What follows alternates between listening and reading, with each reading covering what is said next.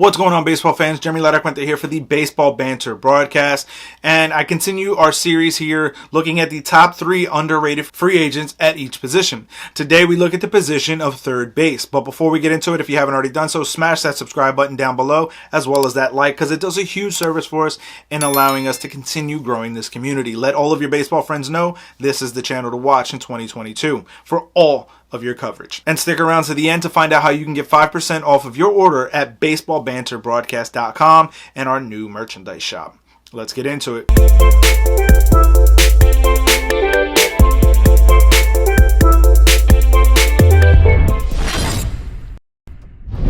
Now, the third player up on my list is that of Matt Duffy. Now, yes, when you look at his offensive numbers, this is a player that is kind of underwhelming at the third base position. But I think when you look at what he's capable of providing defensively, this is going to be an above average defender when it comes to that third base position.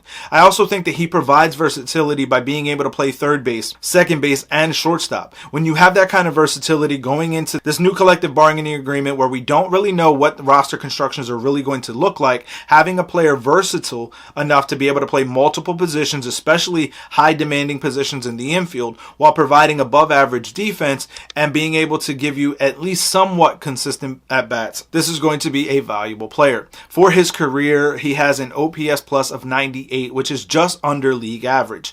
But over the last couple of seasons, this has been trending upward, where 2 of the last 3 seasons, Matt Duffy has finished at least at league average when it comes to his offense. You pair that with being an above average defender at third base, having +8 in RDRS from baseballreference.com, and this is going to be a valuable, underrated free agent heading into 2022.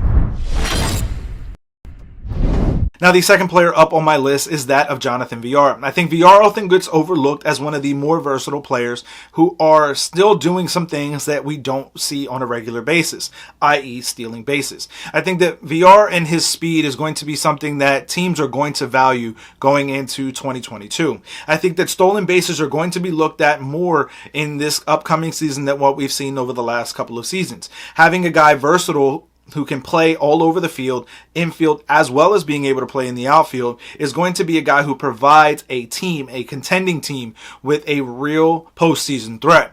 Being able to bring him in to pinch run and then play defense anywhere on the field is going to be extremely valuable for a contending team. I also think given the right situation and the right circumstances with potentially the right hitting coach, this could be a player that unlocks a new level of his offensive game. In 2021, we would see him have an OPS plus, according to baseballreference.com, of 102. Again, league average being 100. So this player being just above league average is a very good sign heading into the 2022 campaign. You pair that with his ability to run once he's on base, as well as playing all over the field, and this becomes a very valuable asset and underrated target for the third base market. Now, the number 1 player on my list of the top third baseman free agent targets is a guy who hasn't really played much third base recently, but it is that of Brad Miller. I think that Miller also provides a versatility, being capable of playing all over the entire infield, as well as being a guy who can hit for a little bit of power. Given the right hitting situation and the right circumstances within a lineup, this could be a player that is extremely valuable. Again, versatility to me is absolutely paramount when it comes to free agents and undervalued and underrated free agents. Miller is going to be able to provide a team with some serious pop as long as he's getting consistent playing time. In 140 games for the Philadelphia Phillies in 2021, Miller would have 20 home runs. So given that kind of power output and his versatility, this is going to be a very valuable player heading into 2022.